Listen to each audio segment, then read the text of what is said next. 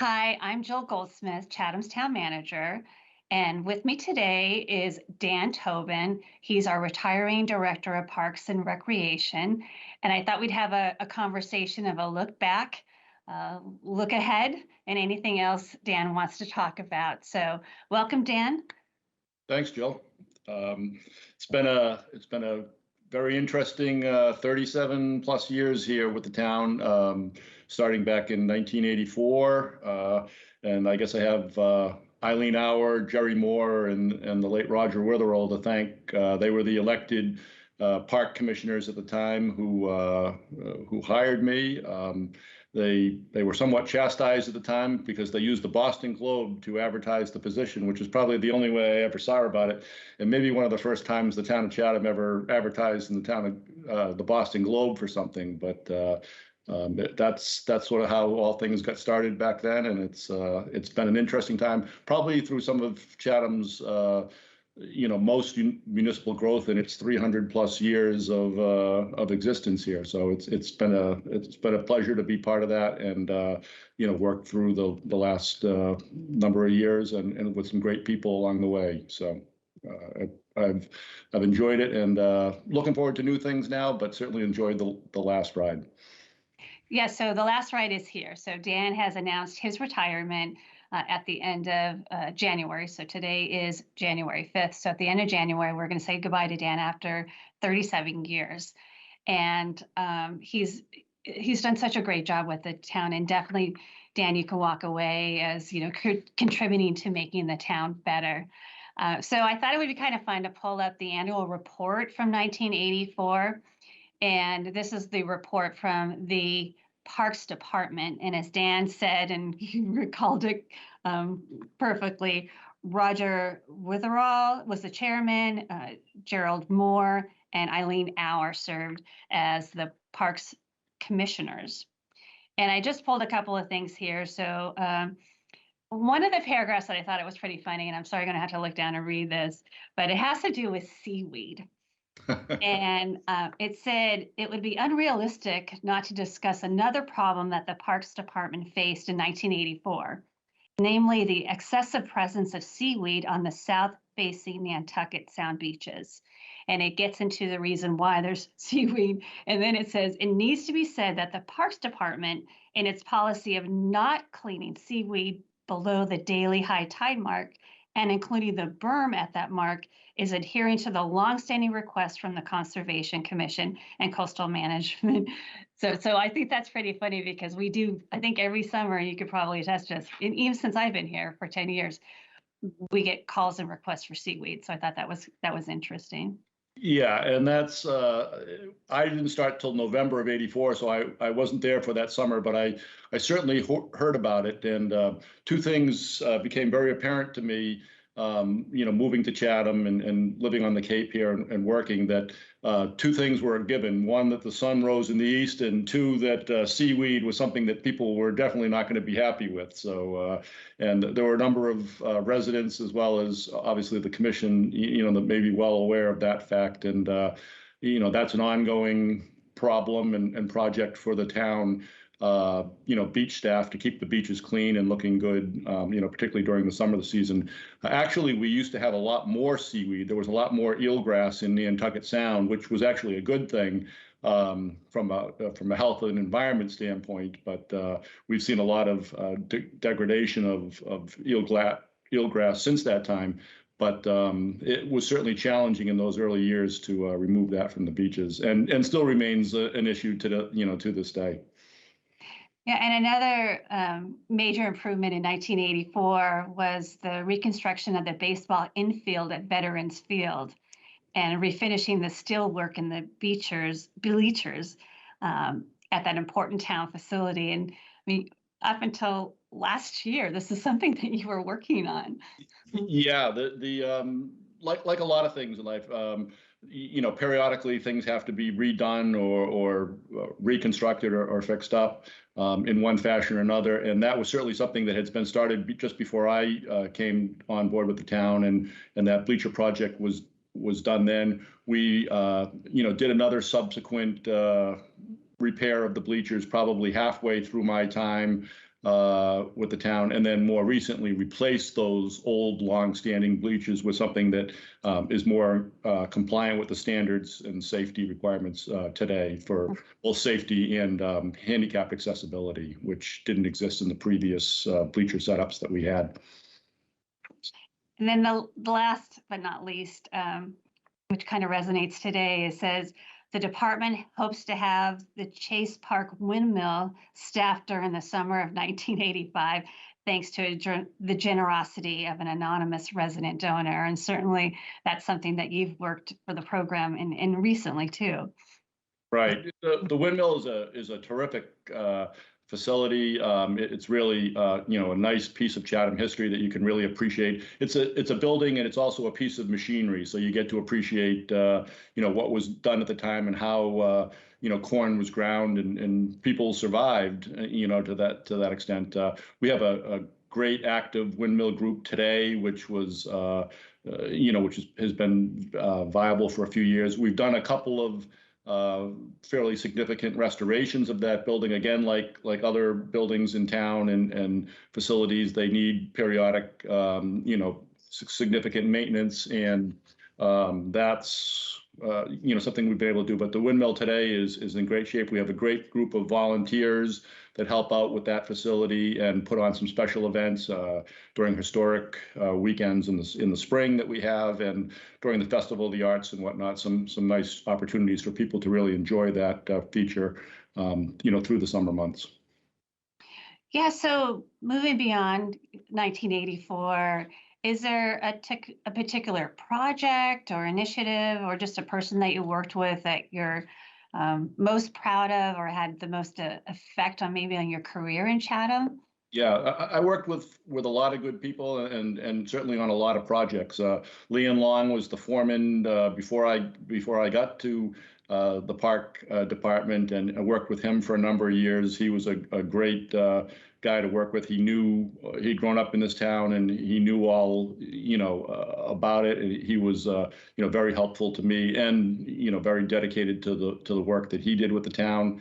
Obviously, in this position between lifeguards and seasonal maintenance people and whatnot that we've had, gate attendants, worked with literally hundreds of people, over the course of time, and there have been a lot of good people there. Probably too many to name.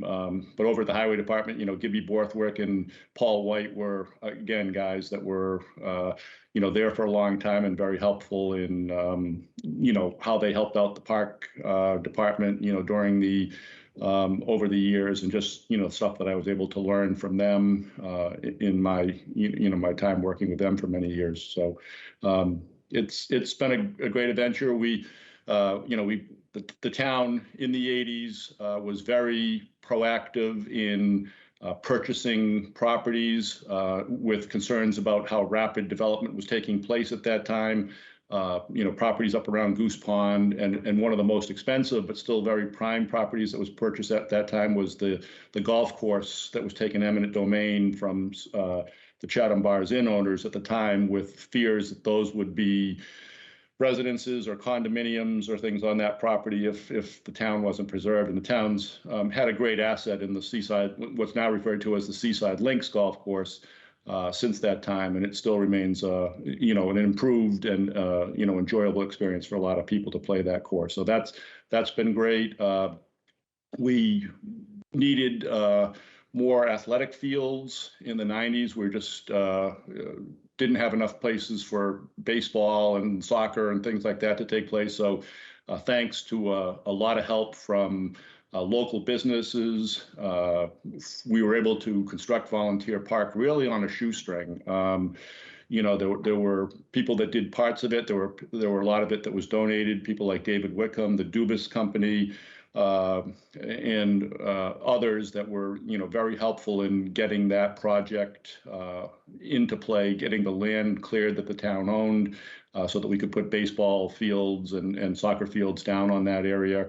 A very generous family donated a playground that was put in there right after that park was constructed. And then it's been useful in years since we were able to relocate the current skate park to that location, which still remains a popular feature in town. So there was a lot there.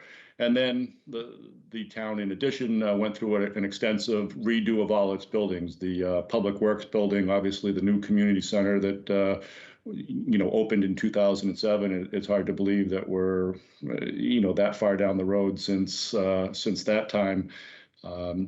And we were able to do the police department annex and fire station. And the reason we got the community center after several attempts to create it as a town office location and a number of other things was the fact that the existing community building at the time was in the way of where public safety folks wanted to set things up there. So we needed to sort of find a new home. So it all worked out in the long run. It's just and there were a lot of work and a lot of meetings and hard work by a lot of people to make all those things, come together over time. So it's been a good run. It's funny you mentioned the community center because I pulled the annual report from 2001, and the annual town meeting had a couple of articles for the Main Street School reconstruction. There was one that was presented by the select board, which did not pass. And then there was another one submitted by petition. And I have to give the moderator credit because I'm only reading this when there was amendments, vote on the amendment, amendment to the amendment, and so forth. So and then a recess after that article was under consideration. So just really interesting. And then, we're still talking about it.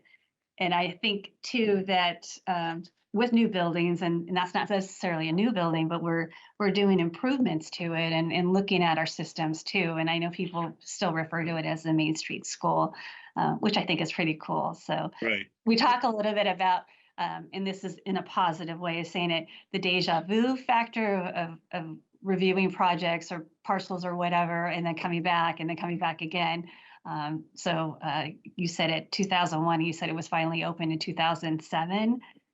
Right. We finally opening then. It lay vacant for almost 10 years, after the schools had moved out of it when they did the school revision, and there was a lot of discussion and meetings and attempts to convert it to one use or another, and then it finally settled it as this situation. And one thing similar to the other reconstructions we were talking about at the bleachers or at the windmill is these things do come around. If you're doing this long enough, you'll be revisiting the same ground at one point or another to either look at changing something for different purposes or improve or maintain the existing structure as is. So there's been a lot of a lot that's gone on over that time, that's for sure. And certainly the town grew. When I first started, they were the first day I started, I think, was the first day that the town got an actual photocopier. Before that, it had been all mimeograph machines. So I don't think as the 80s as a way back in time, but it clearly was. That was no one had a computer in town. Everything was typewriters, and we went from there. The first computers in town were on a mainframe system. They weren't PCs like we all work with today. There was a mainframe system that folks at the town offices could use anyways. And then that certainly, computers have probably changed the way work is done and communication is done like nothing else in the last, 30 plus years here. So that was a big thing. But at the time, a photocopier was the technology. When I first started with the town, we were still renting a rotary dial telephone from the telephone company, for communication. So and even an answering machine was a new addition at that point. So things have come a long ways in the technology department, that's for sure. And we all know that. It's just funny to look back at it and say, even in the mid 80s, we weren't doing any of what we take for granted today, so a slightly different world in that sense. Yeah, definitely. So you're also the liaison to the Golf Advisory Committee. So in all these years, you never took up golf. I think you remind me of that every so often. Yeah, no, I've enjoyed working with the golf committee, and I certainly like. It's a beautiful piece of property over there. You can appreciate it, if, even if you're not a golfer. And I know the course is in better shape today than when the town first took it over. At that time, the watering of the course came out of the dormitory buildings that Chatham Bars Inn actually had. So we had to convert everything from the watering system, on to town controlled things, right from the start. So it's been a work in progress right along, and probably will remain for years to come, although a lot has been done. There are a couple of projects on the books now to try to continue to bring that course up to, make it as best it can be. And, I've worked with a lot of good folks on the golf advisory committee over the years, and, the different golf operators that we've had that have managed the course for the town have been good to work with as well. So you were hired by the Parks Commissioners. So then was it with the town charter that it became the Parks and Rec Commission, or how did that come to be? Yeah, in the mid 90s, the town went through a charter change. When actually I started with the town, there were actually full-time selectmen that were running the town. This was predated town executive secretaries and town administrators, and then and town managers. So, but the decision was made then to convert elected officials to appointed officials, and as part of that, the Park and Rec Commission was combined, which actually had 8 members, because there were 3 Park and Rec Commission members and 5 Recreation Commission members at that point. So, and through the transition, eventually it was down to the 5-member board that exists today. So it was an interesting process. We continued to look to push things forward and expand opportunities. And there's certainly people in town here that want to take advantage of the beautiful areas that we have, beaches and places to walk and whatnot, but also in some of the more active recreation things we have. And we have a large older population and seniors with time on their hands, so they're active, and they certainly like to get involved in opportunities that the now community center provides that we couldn't do back then with just the community building that was kind of a limited facility at that point. So it's been a good working with the commissioners that we've had. I've worked with so many good people in that group over the years. It's been a real pleasure to see what we've been able to accomplish over that much time. And then how did you become the staff liaison to the Cemetery Commission? That was just sort of an evolution out of necessity, since I was doing most of the grounds maintenance oversight for the town properties. That just became another town property that needed grounds maintenance and those kind of things. So it had been historically maintained by private contractors. George Goodspeed, who was the long-serving Cemetery Commission chairman, oftentimes running that thing out of his house and that thing, until we did have a town location to set up a cemetery office. But it was a whole evolution there from an operation that was run out of people's homes, just because there really wasn't, any staff dedicated to that at that time, to where we are today, where we have, a staff person planned for that, and a lot of what has been done.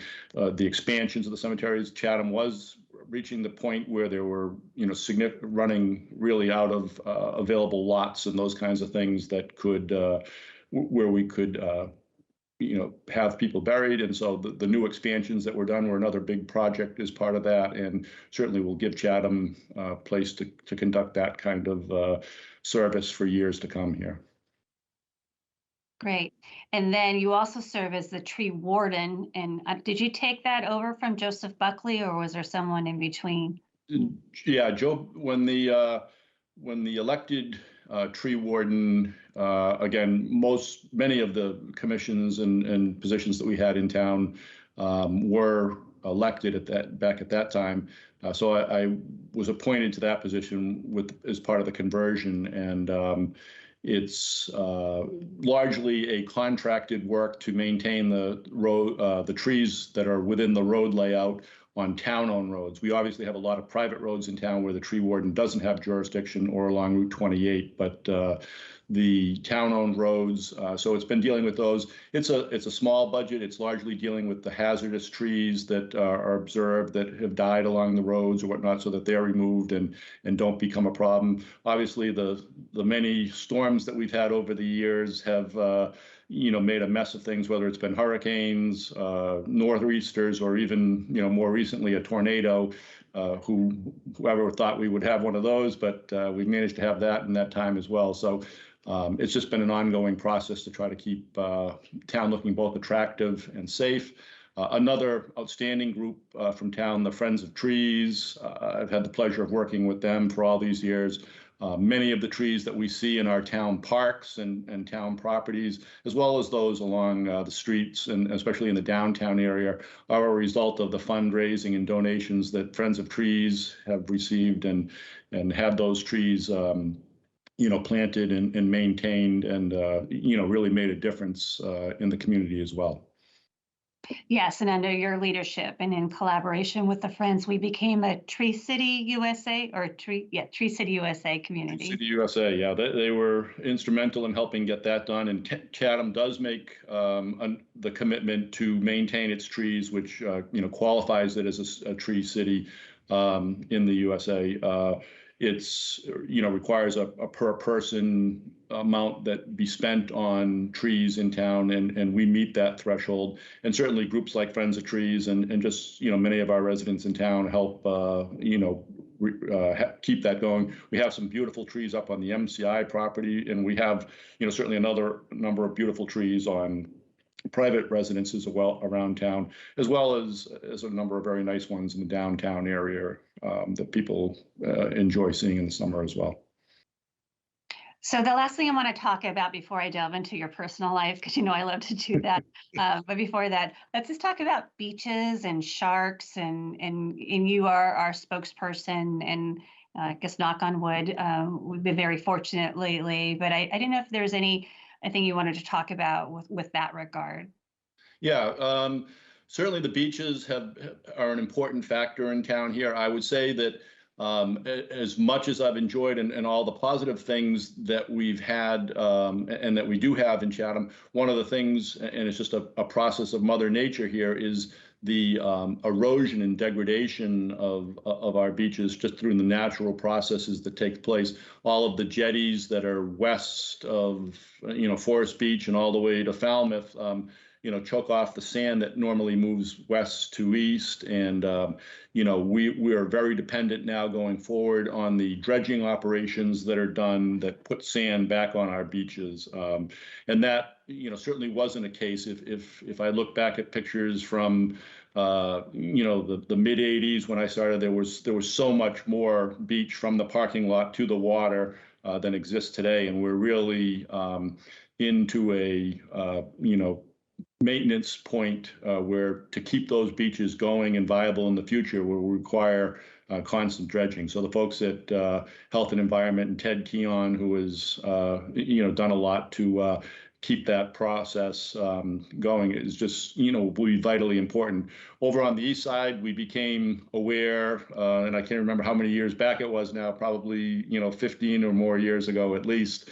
With the presence of sharks, and it was somewhat surprising because we were unaware of that. There wasn't a lot known about it. It seemed at that time to be sort of Chatham's problem. It became much bigger than a Chatham issue, down the road, where other communities on the Cape and even across Massachusetts and even into other states now are becoming aware of the presence of sharks. And obviously the influence of seals. So it's been a challenge to manage that. We are fortunate in Chatham. Our Lighthouse Beach area is still shielded from the open ocean, via the the North Beach Island, and the fact that sharks don't really like to rub their bellies in the sand keeps them from coming over some of our shallow bars that come in there and keep shark activity around Lighthouse Beach at a minimum. But certainly down at Monomoy Island, we know there's a significant presence down there of feeding sharks on the numerous number of seals down there.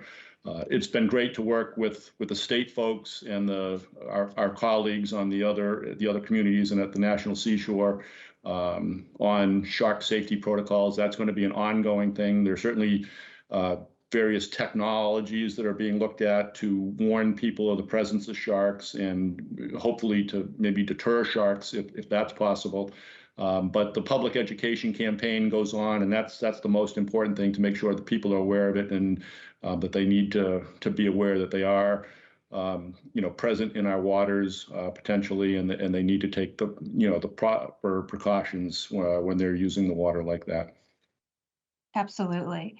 So I don't really have a good segue, and I'll hold off on your personal questions for a second because you got me thinking about something else. But the park program, the after school and before school program we did for COVID, you were absolutely instrumental in that.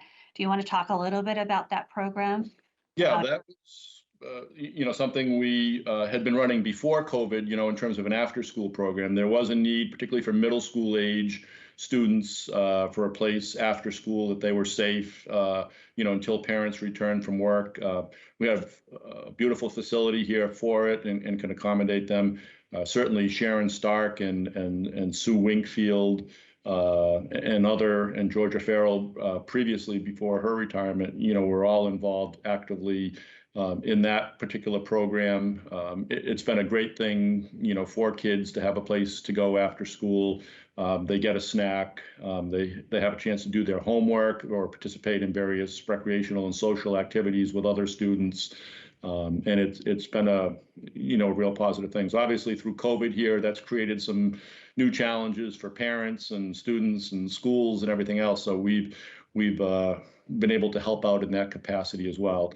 And it's also indicative of a great summer rec program that's been going on for years and is very popular with our year-round residents, youth, as well as those that are here for the summer. Second homeowners and grandchildren, where we can accommodate them. We always fill that, program to capacity and, have a very active summer with all the kids that are here. Mm-hmm. Yeah, it's really a great program. All right, so your retirement date is coming up, and your first work day after your retirement. What do you think you're going to do, or what's something you're looking forward to doing? I guess probably more than anything else, it will just be nice not to have a schedule of things that I don't have to do. We all live work off of a calendar of be here, be there, and for this meeting and that kind of thing. So I guess the opportunity for, at least for a week or so, maybe just to say, hey, I can do whatever I want today, will probably be something. But I certainly, as you know better than anyone, the number of meetings and night meetings and things like that go on. So it'll be nice to get some of that time back. Certainly, I enjoy fishing and whatnot, so I'll have a little bit more time to do that. My first summer vacation in 37 years will be a few months away, but I'll be looking forward to that, because this job does become, while there is a defined work day in some senses, this department runs about 18 hours a day with the community center being open and other activities that are going on in the summertime into the evening with ball games and everything. So the phone ringing and having to deal with things, pretty much any day of the week and any hour of the day. It is something that I won't be dealing with, I guess, going forward. But it is something that's needs to be monitored, and those needs will still be there that somebody else will be handling going forward. So. Yes, and you're very conscientious. You do not take your vacation during the summer. I think you're pretty excited about Labor Day weekend. I know kids are usually pretty upset about that coming, but it is what it is. So I hope you get a chance to go to the beach on your own sometime, not think about things. Yeah, no, it will be nice to enjoy that. It is obviously a very busy time for the department in the summer between beaches, ball fields, band concerts, and just all of the activities that take place in a very busy Chatham summer. So it'll be nice to have a little bit of time to try a few of the other things that people that live here or visit here get to enjoy. So I'll have a little bit more time for some of that going forward. Yeah, definitely. And I do want to note that Paula Tobin is also retiring the Yes. same day. She is our assistant town clerk, and she's been here for 20 years too. So we wish you all the best. And I think Paula declined my offer for a show, but I'll certainly grab her before she goes. So anything I didn't ask, Dan, or anything you want to say? No, I just want to say, it's been great working with you, the other staff that, we have here now, and certainly, Susan Mobile, George Yanaganis at the front desk, and various people. I've worked with too many people to, to start naming names without forgetting people, but there have been, a lot of good employees here with the town, and those have been full-time employees and great seasonal employees as well. It's interesting now that we're hiring lifeguards who they're the children of lifeguards that worked for the town in the past when I've been here. So you really kind of come around circle, and you've been doing it a while when you're talking to the children of previous lifeguards. So it's been quite an experience along that line. So no regrets, and enjoyed it all, and we'll just, like everyone, enjoy what's around the next corner as well. Well, thank you, Dan. I mean, your service has been extraordinary. And I know when people think of recreation or parks, I mean, Dan Tobin is behind something. Look at all of our facilities for parks and recreation, and Veterans Field in particular. So thank you, Dan. Congratulations on your retirement, 37 years. If anyone wants to check out the annual report, I was reading from 1984 and 2001. And see you later, Dan. Thank you so much. Thank you. I enjoyed it. Thanks very much. Okay. Right. Bye-bye.